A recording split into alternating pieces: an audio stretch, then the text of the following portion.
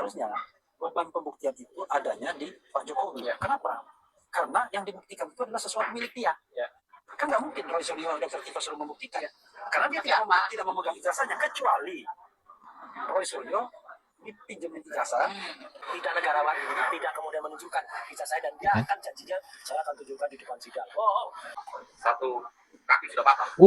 Kaki sudah patah. Kaki sudah patah, kaki sudah tidak bisa jalan lagi. Nah, kalau dua-duanya patah, berarti dia sudah selesai. Guys, ini dia pengakuan mengejutkan dari kubu Roy Suryo CS. Ternyata memang benar. Mereka tidak memiliki bukti apapun.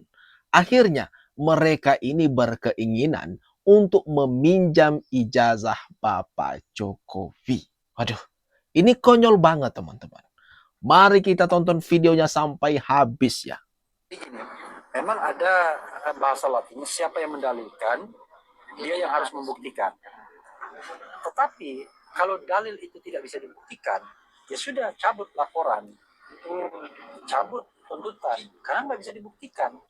Jadi nggak bisa kemudian memaksakan satu kasus terus-menerus, sementara pembuktiannya nggak ada. Ya. Misalnya melakukan, katakanlah Roy Suryo dikatakan memfitnah.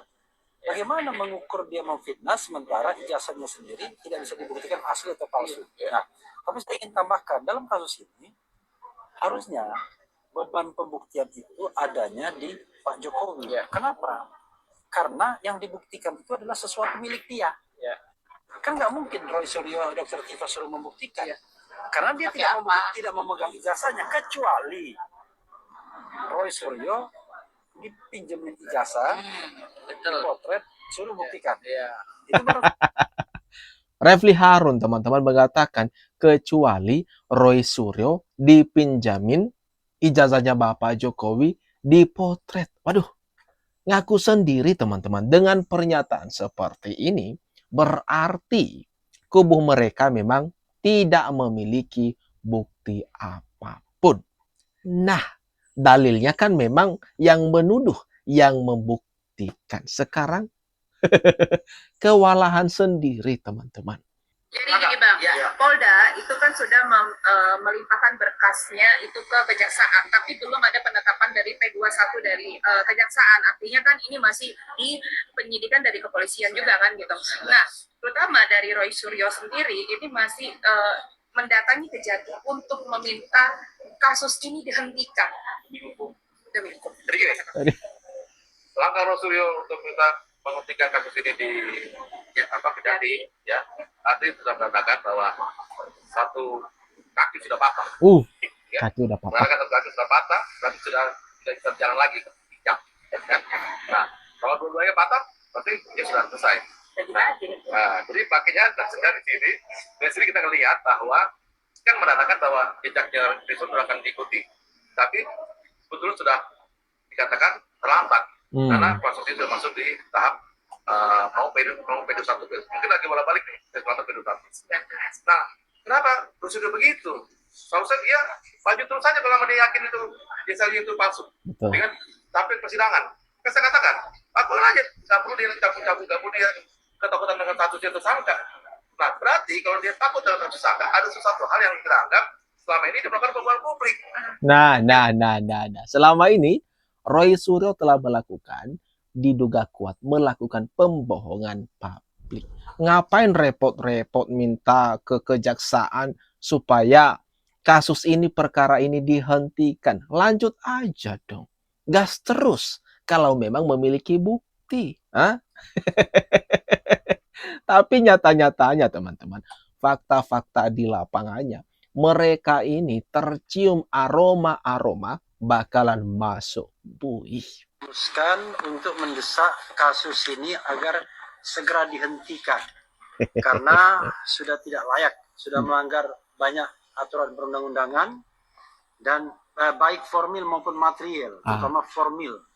Jadi pernyataan sikap kami, satu, kami meminta kepada jaksa pada Kejaksaan Tinggi DKI Jakarta untuk tetap berpegang pada pedoman Jaksa Agung nomor 1 tahun 2026 tentang pola koordinasi antara penyidik dan jaksa yang dibuat sebagai guidance kepada jaksa yang selama ini lalai dalam mengembalikan berkas perkara P19 yang telah melampaui batas waktu 14 hari. Jadi tidak bisa ditolerir lagi kalau batas waktunya itu sudah 2 bulan lebih, bahkan hampir 3 bulan. Ya. Kedua, kami meminta kepada jaksa pada Kejaksaan Tinggi DKI Jakarta agar segera mengembalikan berkas perkara dan SPDP surat perintah dimulainya penyidikan karena telah melanggar ketentuan hukum acara tanpa perlu memeriksa aspek-aspek material dari berkas P19 yang dikembalikan ke jaksa. Ya.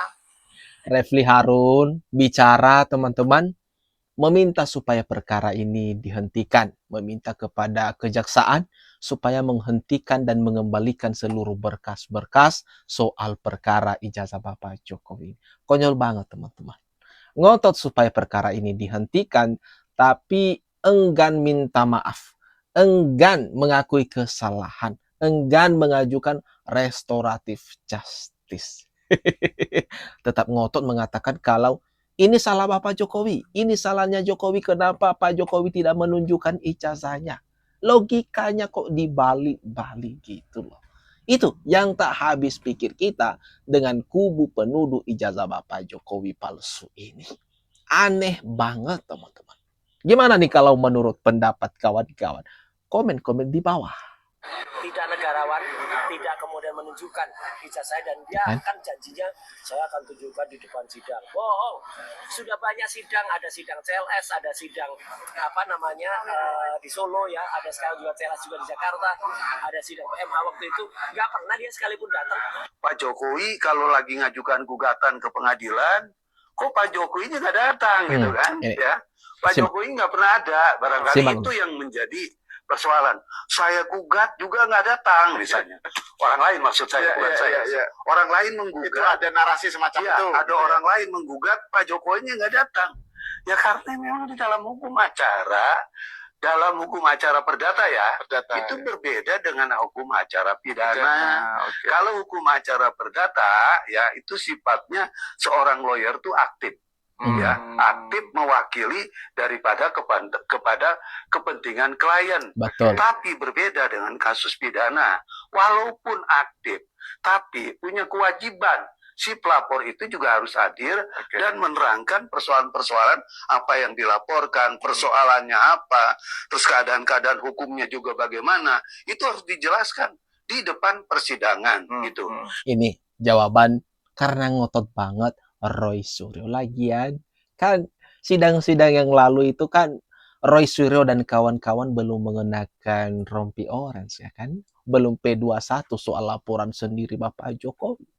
Memang Bapak Jokowi berjanji akan menghadiri persidangan, tapi ya jelas untuk laporannya ini tujuannya. Ketika nanti perkara ini P21 lalu penahanan para tersangka dipakein rompi orange. Nah disitulah Bapak Jokowi akan menghadiri lalu menunjukkan ijazah SD, SMP, SMA sampai ke perguruan tinggi. Disitulah kalian bisa puas-puasin lihat tuh. Refli Harun minta kasus dihentikan. Kuasa hukum Jokowi tegaskan fitnah harus dipertanggungjawabkan. Setuju. Kuasa hukum Roy Suryo dan Dr. Tifa, Refli Harun meminta agar kasus fitnah ijazah Jokowi dihentikan tanpa melalui mekanisme restoratif justice atau RJ. Namun, kuasa hukum mantan Presiden Jokowi, Yakub Hasibuan, menegaskan bahwa tindakan mereka mesti dipertanggungjawabkan secara hukum. Kalau minta berhenti bukan ke kami. Minta berhenti salah satu bisa mengajukan RJ ke penyidik. Itu pun belum tentu disetujui. Semua tindakan mereka harus dipertanggungjawabkan secara hukum. Jelasnya saat ditemui usai menemui Jokowi di kediaman, Sabtu 25 April 2026. Sebelum kasus ini diproses secara hukum, pihaknya sudah beberapa kali meminta agar para tersangka menarik ucapannya. Namun ternyata hal ini tidak diindahkan. Kami berkali-kali meminta klarifikasi, tolong ditarik omongannya. Hal-hal yang disampaikan mengenai ijazah Pak Jokowi tidak benar, ternyata tidak juga, tuturnya. Nah ini ya, ini dari respon kuasa hukum Bapak Jokowi. Merespon daripada tuntutan Roy Suryo dan kawan-kawan yang mengkehendaki perkara ini ditarik saja atau dihentikan sampai di sini saja tanpa ada konsekuensi apapun. Sudah diminta supaya ditarik ucapannya tapi ngeyel. Akhirnya karena sudah sampai gini baru mau playing victim menyalahkan Bapak Jokowi. Roy Suryo dan kawan-kawan benar-benar terpojok kali ini, teman-teman. Tidak ada jalan keluar bagi mereka kecuali menghadapi jeratan hukum dan ancaman pidana yang benar-benar ada di depan mata mereka. Nah, gimana nih teman-teman? Menurut pendapat kalian, atas apa yang barusan saja kita bahas, kita tonton bersama, jangan lupa tinggalkan komentar terbaikmu kawan-kawan di kolom komentar yang ada di bawah ini.